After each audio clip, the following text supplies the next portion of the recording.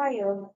Today we will be learning on the production engine. Okay, we will learn about the factors of production and understand how specialization and division of labor help business increase efficiency and productivity. Okay, so we will start with the economy as a mechanical system.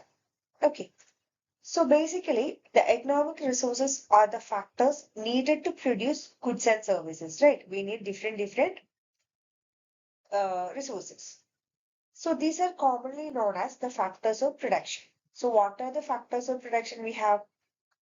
They are land, labor, capital, enterprise or entrepreneurship. Okay.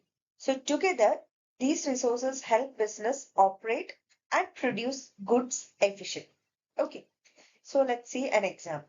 For example, you can see that the inputs. So these inputs are, we have mentioned already. They are the land, labor, capital, and entrepreneur. Okay, got it?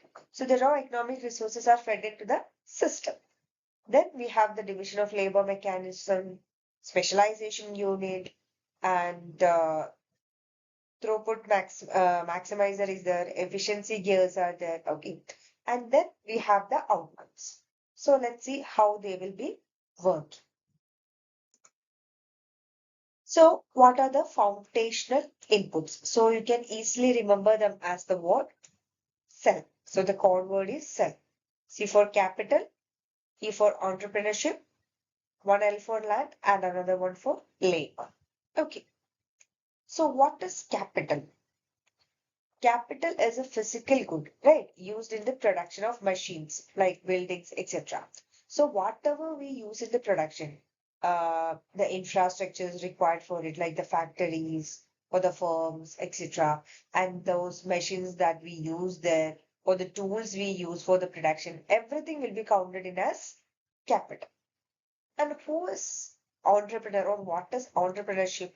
The human capability to organize resources and take risks and innovate. So we know that even though all the other three factors of production are available in the market, there should be someone who is able to manage all these. They have to arrange them in a proper proportion to produce something, right? So entrepreneur is the one who take the risk and organize the resources and to do research, development, everything to produce better things. Okay. And what about land? So land is not just the geographical area. Okay. It includes all the natural resources like water, soil, wind, solar, whatever it is, everything. All natural resources extracted from the earth, like oil, coal, water, physical space, everything. And the labor, of course, you know that. Human effort and workforce energy applied to production. Got it? So, what we have discussed so far, we have mentioned what is capital, what is entrepreneurship, what is land, and what is labor, right? So, now let's see how they are used or what is the remuneration for each of them. So, what was capital? Capital refers to the physical goods that help in production, right? So, for capital, the remuneration will be interest. Okay, for capital, it is interest. And for entrepreneur, what is entrepreneurship? He's the one who manages everything. So for them, the remuneration will be profit. Okay. And for the land, it will be rent. And for labor, it will be wages. Got it? So economic resources are never idle. They are exchanged strictly for their designated financial rewards. Okay. So now let's see the specialization. So what do we mean by specialization? So basically, specialization occurs when worker focus entirely on one specific and highly defined task within a larger production process. So we know that all the production processes goes through different stages, right? From the starting point to the end final product point. So no one can completely participate in the entire process, which will slow down the process, right? Instead, we have specialization, right? So how this specialization is working? So some labors, and the machines are specifically designed for a certain stage of the production. And likewise, for each stage, we will have the same. Okay, different categorized people. So I'll tell you one example. Just imagine that you're going to a restaurant. So you can see that there will be someone to welcome you. They will only be doing the welcoming of customers. Then you can see someone will be taking your orders, right? Some waiters will be taking your orders. Someone will be cleaning the tables. Someone will be delivering food, and someone will be providing you with the bill, and someone will be collecting the cash, right? So what if the entire process is done by the single person? So for a longer period of time, he can only attend one customer, which will slow down the process. But instead, when the division of labor is there, when for each role, when specified employees are employed, so it will make the process more time efficient and resource efficient. Okay. So by eliminating the need to context switch between different tools and mindset, human effort streamlined into a mechanical, repeatable rhythm. So continuous work with the same something will make you perfect in it, right? You will become a professional at that particular work. So that is what we mentioned by specialization. Okay. Then let's see the example of a pin factory multiplier. Okay. So the Adam Smith. Right, the Adam Smith identified that dividing production into granular, repetitive tasks unlock exponential productivity. So he mentioned that whenever somebody is engaging in the same work for a longer period, he will gradually become an expert of that. In pin manufacturing, dividing the work transformed the output from handful of unit to 1,000 per day.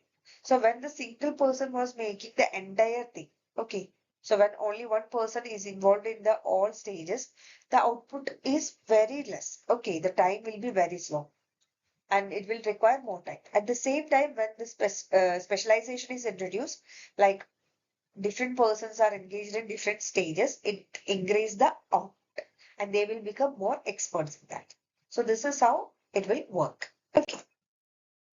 So now let's see the market gains of specialization. First thing, higher productivity and efficiency. Definitely there will be higher productivity and efficiency, right? Then better quality of goods will be there, greater variety of products will be there, and about the economies of scale, production cost per unit plummet, that it will decrease, right? With the less amount of money, we can produce more goods and services. And it increase the competition and lower the prices. So the result will be increase the competition and lower the prices. Clear? Now let's see the human frictions of scale. So what will be the issues related to this specialization? First thing, the repetition. So we don't like to do the same thing every time, right? It will invoke the boredom, right? Workers become or work become profoundly repetitive and boring. Gradually, it will be boring. So it will be beneficial in the short run, but in the long run, it's not. And definitely, the workers will be demotivated. Why? Workers lose connection to the final product. So destroying their motivation. So they are only engaged in one step. So this will destroy their motivation. Then inflexibility.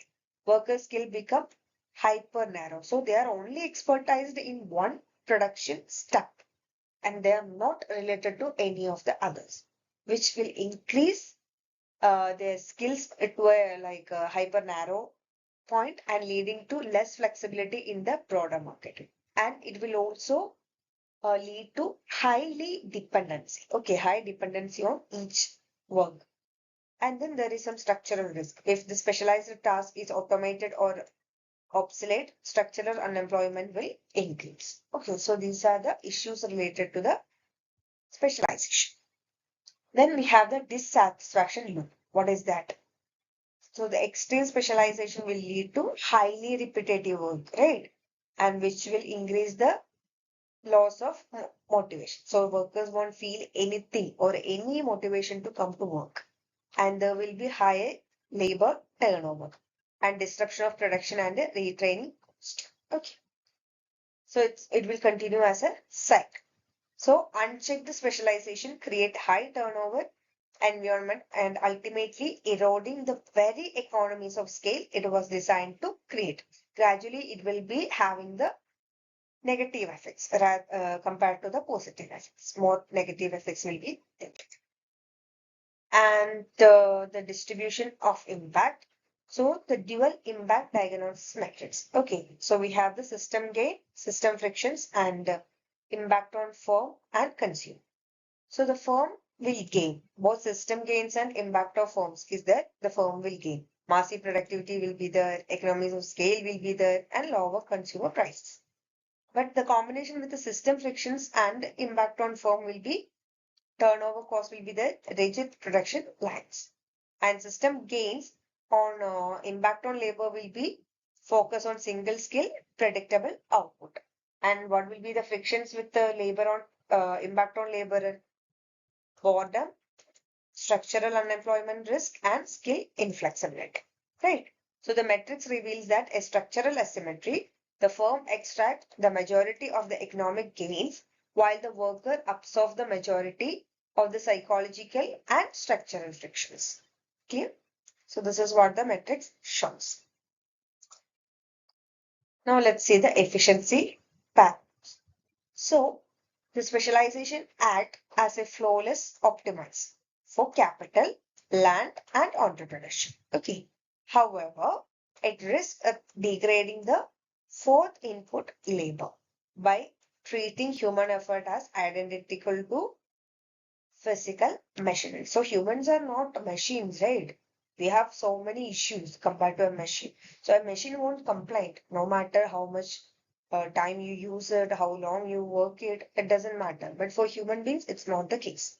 So true economic mastery requires leveraging the division of labor while actively mitigating human friction. So a system that scales at the expense of its workforce will ultimately collapse under the cost of its own turnover. So in the long run, it won't be beneficial for any production unit. So we have to be very careful and we should take enough measures. So this is how the factors of production is working in the market. Okay, so the factors of production are land, labor, and the land, labor, capital, and entrepreneur, and the remuneration. All these things you should keep in mind, and the issues related to that. So this is how you have to learn this topic. Thanks for watching.